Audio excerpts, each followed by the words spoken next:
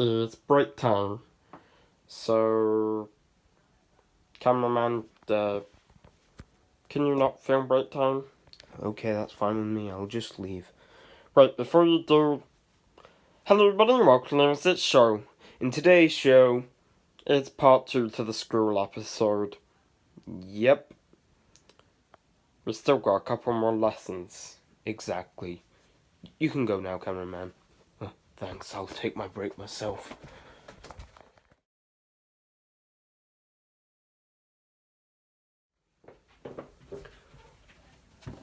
Oh, sorry, I didn't mean to interrupt anything. Oh, Mr. Pikachu, hi. Pika pee, Pika. My dad said, hello, cameraman. What lesson is this? It's art. Yeah, it's art. Pika pee. Wow, I didn't think Pikachu would be the one to teach people art. Yeah, my dad didn't expect to be teaching art either, but they said, who here can teach art? My dad can, boy, can he teach art. Pika My dad says he's a master art. Pika He says you don't have to record the art lesson, cameraman. You can just leave now. Okay? Yeah, that's good. Pika Enjoy more break. Oh, that's great. I don't usually get that much break. Bye. I'm late for class. Oh, God. Sorry, students. Hello. Oh, hi. Hi, dude. Hi. Hi. Hi. Let me introduce myself formally. My name is Kermit the Frog. Hey ho, hi here. I'm Kermit the Frog here. So yeah, it is I, Kermit the Frog. You may call me Mr. Kermit if you wish, but I am your drama teacher and your music teacher. So you'll see me at the end of the day. Now, you might be asking, Mr. Kermit, why are you two teachers?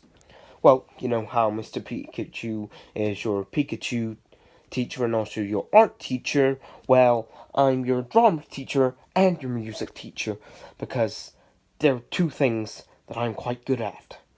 So, yeah, I, Kermit the Frog, will be teaching you drama and music. Music's at the end of the day, and drama is now.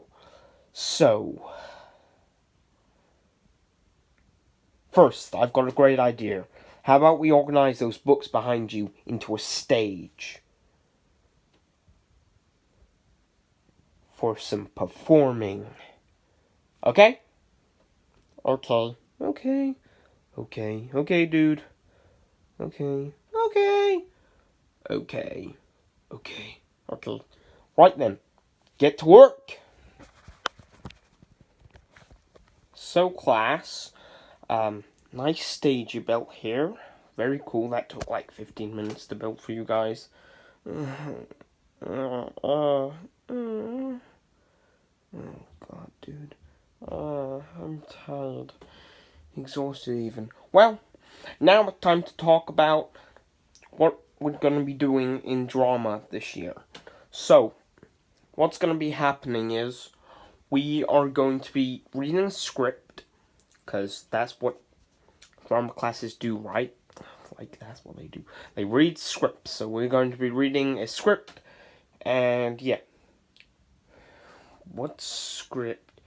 Well, you're gonna have to find out. I'm gonna have to go fetch the script we're going to be talking about for the rest of this year of school. Okay? Okay, I'll be back in a minute. So, I've got it, what we're going to be reading today, and it's Spider-Man Into the Spider-Verse. So, yeah. We're only probably going to be reading, like, the first page because it has, like, one character on it, and otherwise it might be a bit awkward because we only have one printing of the script. So, unfortunately, we'll be only reading, like, the first 2 pages. Or maybe even 3. Just probably 2, though. So, who wants to do it? Any offers? Goku. Yes. You can be Spider-Man. Oh, yay! I'll just sit back and relax. Finally. Okay. Right. Kermit? Yeah, what is it? Can I do a voice? Sure, whatever. Okay. Do whatever you want. Just read the things that are on there. Okay. Sequence 1. The Ultimate Spider-Man. TAS. We begin on a comic. The cover asks, who is Spider-Man? Alright, let's do this one last time. My name is Peter Parker. Quick cuts of a blonde Peter Parker, pulling down his mask, a name tag that reads Peter Parker, various shots of Spider-Man in action. I was bitten by a radioactive spider, and for the last 10 years, I've been the one and only Spider-Man. And I'm pretty sure you know the rest. Uncle Ben tells Peter, with great power comes great responsibility. Uncle Ben walks into the beyond. I saved a bunch of people, fell in love, saved the city, and then saved the city again and again and again. Spider-Man saves the city, kisses MJ, saves the city some more. The shots include Spider-Man images, but each one is certainly different, somehow altered. And I did this. Cut to Spider-Man dancing on the street. Exactly like in this movie Spider-Man 3. Ra-da-da-da-da-da-da-da-da.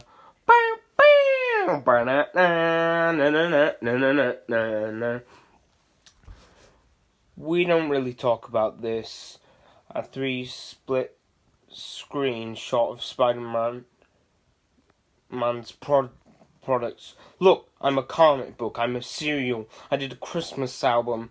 I have an excellent theme song. I have an excellent theme song.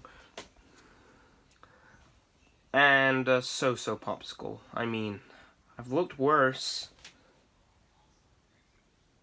Match cuts. Peter pinned up against the wall by a machine tentacle arms. Kingpin punching Peter. Green Goblin fighting Peter. But even after everything, I still love being Spider-Man. I mean, who wouldn't? Peter runs towards the Super Collider. Something we'll see quite soon. Peter slides to the ground. So no matter how many hits I take, I will always find a way to get back up. Peter gets up in a shot that we will also remember right before Green Goblin grabs him. The Collider exploding, the force of the build-up ramping through New York. Because the only thing standing between this city and oblivion is me. There's only one Spider-Man, and you're looking at him. Spider-Man winks. Man, he's cool.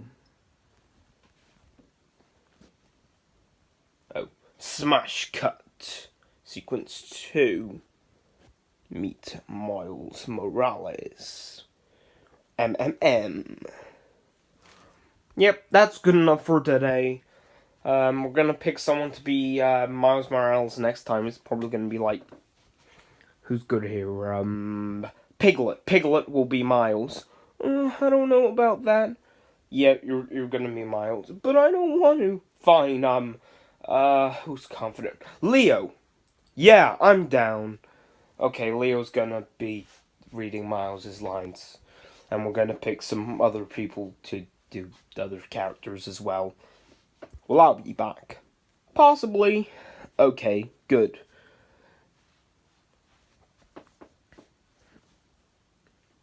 Now, I gotta go. I gotta go now. I have to prepare for your music class. Bye-bye. Oh. And I forgot something. There will be a musical. The school will be doing a musical this year, and it will be revealed in music class. I will tell you what it is. Alright. See you, folks. Oh, and, you're gonna have to, debuild the stage, by the way. Oh man, oh, come on. Oh, no. Yeah, I'm gonna leave you to it. Man, I can't believe Kermit made us disassemble the stage all by ourselves. No. Shut it, you barely did anything. True that. Anyway, what lesson we got next? I think it's, English, right? Right, Leo? Yeah, I think it is. Yeah, it possibly could be. I wonder who our teacher's gonna be, dudes. Me too. Me 3. Me 4. Hello, students. Emmett! You've come back for me! No, I've not. I'm your English teacher, Captain Marvel Bear. Oh, I'm gonna go cry about it again. Don't do that, Captain Marvel Bear. Captain Marvel Bear, come back here. Never, I'm never getting back. Until you love me, Emmett. Never, Captain Marvel Bear. Then I'm quit school. I don't think that's possible, Captain Marvel Bear. Then I'm unwell. Whatever, I'll let you leave, okay? So, anyway, this is the book we are going to be studying for the next couple of, months, I'd say. It's called Rooftoppers. I'm going to be reading one chapter every lesson, and then you are going to be doing some work on this. Cameraman, you don't have to record everything that happens in this lesson. Yes. So, you can leave when we're doing the main work, but you can stay for the reading of the book. Okay, that's fine.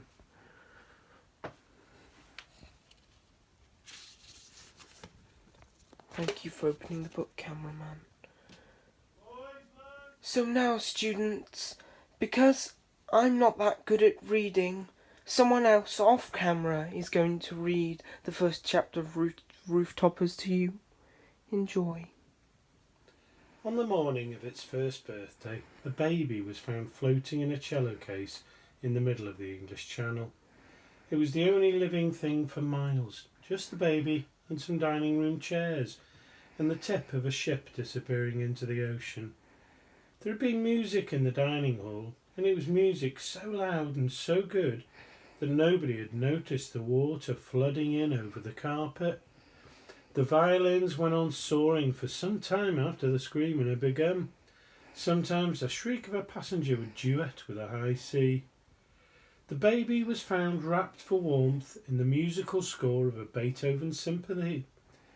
It had drifted almost a mile from the ship and was the last to be rescued. The man who lifted it into the rescue boat was a fellow passenger and a scholar. It is a scholar's job to notice things. He noticed that it was a girl, with hair the colour of lightning and the smile of a shy person. Think of night time with a speaking voice, or think how moonlight might talk, or think of ink, if ink had vocal cords. Give those things a narrow aristocratic face with hooked eyebrows and long arms and legs, and that is what the baby saw as she was lifted out of her cello case and up into safety. His name was Charles Maxim, and he determined, as he held her in his large hands at arm's length, as he would a leaky flower pot, that he would keep her. The baby was almost certainly 1 year old. They knew this because of the red rosette pinned to a front which read 1. Or rather, said Charles Maximum, a child is either 1 year old or she has come first in a competition. I believe babies are rarely keen participants in competitive sport. Shall we therefore assume it is the former? The girl held on to his earlobe with a grubby finger and thumb. Happy birthday, my child, he said. Charles did not give the baby a third birthday. He also gave her a name. He chose Sophie on that first day, on the grounds that nobody could possibly object to it. Your day has been dramatic and extraordinary enough, child, he said. It might be best to have the most ordinary name available. You can be Mary or Betty or Sophie, or at a stretch Mildred, your choice. Sophie had smiled when he said Sophie, so Sophie it was. Then he fetched his coat and folded her up into it and took her home in a carriage. It rained a little, but it did not worry either of them. Charles did not generally notice the weather, and Sophie had already survived a lot of water that day. Charles had never really known a child before. He told Sophie as much on the way home. I do, I'm afraid, understand books far more readily than I understand people. Books are so easy to get along with. The carriage ride took 4 hours. Charles held Sophie on the very edge of his knee and told her about himself, as though she were an acquaintance at a tea party. He was 36 years old and 6'3". He spoke English to people and French to cats and Latin to the birds. He had once nearly killed himself trying to read and ride a horse at the same time. But I will be more careful, he said, now that there is you, little cello child. Charles's home was beautiful, but it was not safe. It was all staircases, slippery floorboards and sharp corners. I'll buy some smaller chairs, he said, and we'll have thick red carpets. Although, how does one go about acquiring carpets? Don't suppose you know, Sophie. Unsurprisingly, Sophie did not answer. She was too young to talk, and she was asleep. She woke when they drew up in the street smelling of trees and horse dung. Sophie loved the house at first sight. The bricks were painted the brightest white in London and shone even in the dark. The basement was used to store the overflow of books and paintings and several brands of spiders. And the roof belonged to the birds. Charles lived in the space in between. At home, after a hot bath in front of the stove, Sophie looked very white and fragile. Charles had not known that a baby was so terrifyingly tiny a thing. She felt too small in his arms. He was almost relieved when there was a knock at the door. He laid Sophie down carefully on a chair with a Shakespearean play as a booster seat and went up the stairs 2 at a time. When he returned, he was accompanied by a large grey-haired woman. Hamlet was slightly damp and Sophie was looking embarrassed. Charles scooped her up and sat her down, hesitating first over an umbrella stand in the corner and then the top of the stove inside the sink. He smiled, and his eyebrows and eyes smiled too. Please don't worry, he said. We all have accidents, Sophie. Then he bowed at the woman. Let me introduce you, Sophie. This is Miss Elliot from the National Childcare Agency. Miss Elliot, this is Sophie from the Ocean. The woman sighed, an official sort of sigh would have sounded from Sophie's place in the sink, and frowned and pulled clean clothes from a parcel. Give her to me. Charles took the clothes from her. I took this child from the sea, madam. Sophie watched with large eyes. She has nobody to keep her safe. Whether I like it or not, she is my responsibility. Not forever. I beg your pardon. The child is your ward. She is not your daughter. This was the sort of woman who spoke in italics. You'd be willing to lay bets that her hobby was organising people. This is a temporary arrangement. I beg to differ, said Charles, but we can fight about that later. The child is cold. He handed the vest to Sophie, who sucked on it. He took it back and put it on for her. Then he hefted her in his arms as though about to guess her weight at the fair, and looked at her closely. You see, she seems a very intelligent baby. Sophie's fingers, he saw, were long and thin and clever. And she has the hair the colour of lightning. How could you possibly resist her? Ooh. I'll have to come round to check on her, and I really don't have time to spare. A man can't do this sort of thing alone. Certainly, please do come, said Charles, and he added as if he couldn't stop himself. if you feel that you absolutely can't stay away. I will endeavour to be grateful, but this child is my responsibility. Do you understand? But it is a child. You're a man. Your powers of observation are formidable, said Charles. You're a credit to your optician. But what are you going to do with her? Charles looked bewildered. I'm going to love her, that should be enough. If the poetry I've read is anything to go by. Charles handed Sophie a red apple, then took it back and rubbed it on his sleeve until he could see his face in it.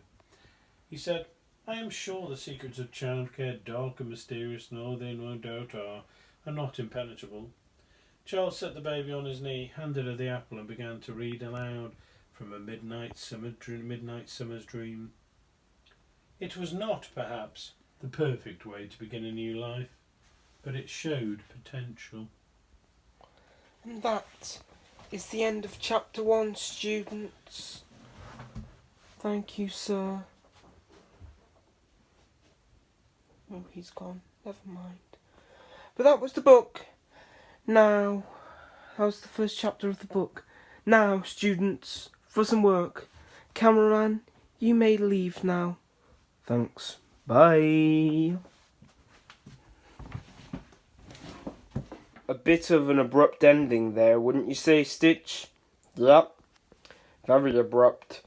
You're just gonna have to stay tuned till part 3. Yep. See you all in part 3.